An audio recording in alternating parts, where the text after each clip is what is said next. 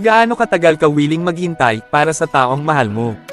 Si Aling Rosa, isang ina, maghapon sa pila, hindi para sa sarili niya, kundi para sa pangarap ng anak niya.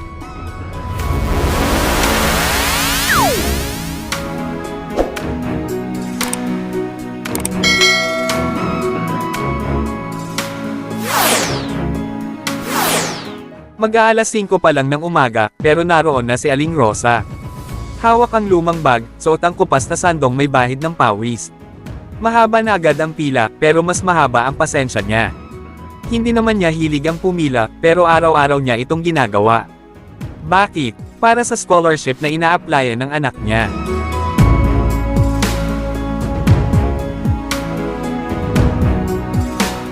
Ma, okay lang po yun. Kahit di ako makapag-college, magtatrabaho na lang po ako. Wika ni Ana. Anak, habang ako ang nanay mo, may karapatan kang mangarap. Sagot ni Aling Rosa. Iyon ang pangako niyang hindi niya sinuko kahit kailan.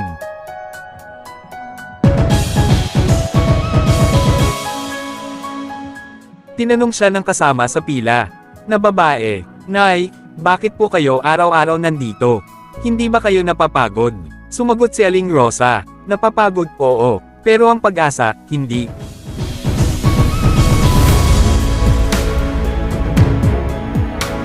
Alas 3 na ng hapon. Isang hakbang na lang, pero bigla siyang nahilo. Lumalabo ang paningin ni Aling Rosa, umiikot ang paligid. Ang staff ay kinakabahan. "Nay, nauuhaw po ba kayo?" "Hindi. Gutom lang, mula kagabi."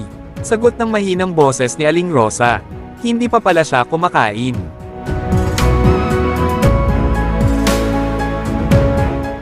May iniabot na papel ang staff.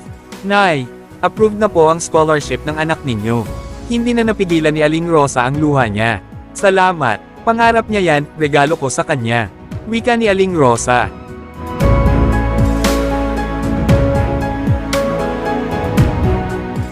Pag-uwi sa bahay, pagod, nanginginig ang kamay pero nakangiti si Aling Rosa. "Anak, ma, kumain na po ba kayo? Bakit ang putla ninyo?"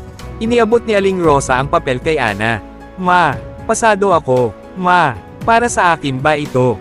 Sumagot si Aling Rosa. "Para sa'yo, anak. Lahat ng paghihintay, sulit, basta para sa'yo." Nakayakap kay Ana habang umiiyak. Minsan, hindi natin alam kung gaano kahirap ang nilalakaran ng mga magulang para lang ilapit tayo sa pangarap natin.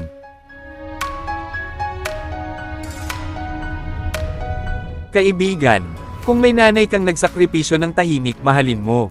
Yakapin mo, pasalamatan mo, dahil ang oras na binigay nila sa'yo, hindi na mababalik.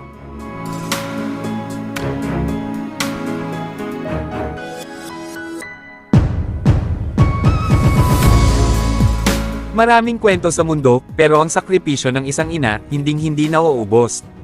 Click mo ang susunod na video para sa episode 4. Ang estudyanteng walang baon. Abangan, every Friday at 7 p.m. Maraming salamat po.